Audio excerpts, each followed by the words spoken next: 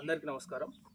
ముందుగా ఈరోజు సావిత్రిబాయి పూలే వర్ధంతి సందర్భంగా మహమ్మదాబాద్ గ్రామంలో చుట్టుపక్కల ఉన్న మహిళలతో ఈ కార్యక్రమం నిర్వహించడం జరిగింది. ముఖ్యంగా సావిత్రిబాయి పూలే అణగారిన వర్గాల కోసం, దళిత వర్గాల కోసం, బహుజన వర్గాల కోసం చదువుకోవాలని చెప్పి ఆమెను అగ్రవర్ణాల వాళ్ళు ఎంత తిట్టినా ఆమె మొక్కవోని చదువు చెప్పడం జరిగింది.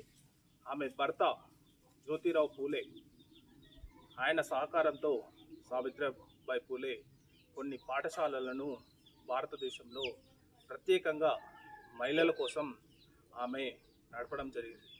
మహిళా సాధికారత అనేది ఆమె అప్పట్లోనే గుర్తించడం జరిగింది.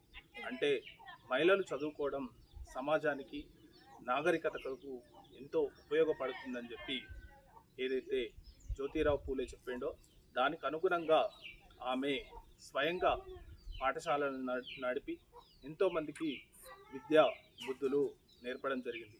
ఇంతేకాకుండా అప్పుడు ఆమె ఉన్న కాలంలో స్వయంగా కొన్ని వ్యాధులు అనేది దళిత వర్గాలలో మరియు అణగారిన వర్గాలలో రావడం జరిగింది.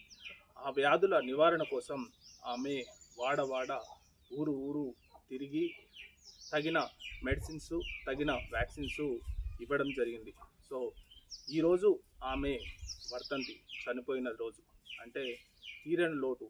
ఆమె ఇచ్చిన సహకారం, ఆమె ఇచ్చిన స్ఫూర్తి మహిళలకు ఈ భారతదేశంలో ఇప్పటికీ చదువుకోవాలని కోరిక చాలామందికి ఉంది. ఈ సందర్భంగా ఆమెకు చేసిన, ఈ భారతదేశానికి చేసిన సేవలకు గాను ఆమెకు గొప్పగా నివాళులు అర్పిస్తూ థ్యాంక్ యూ.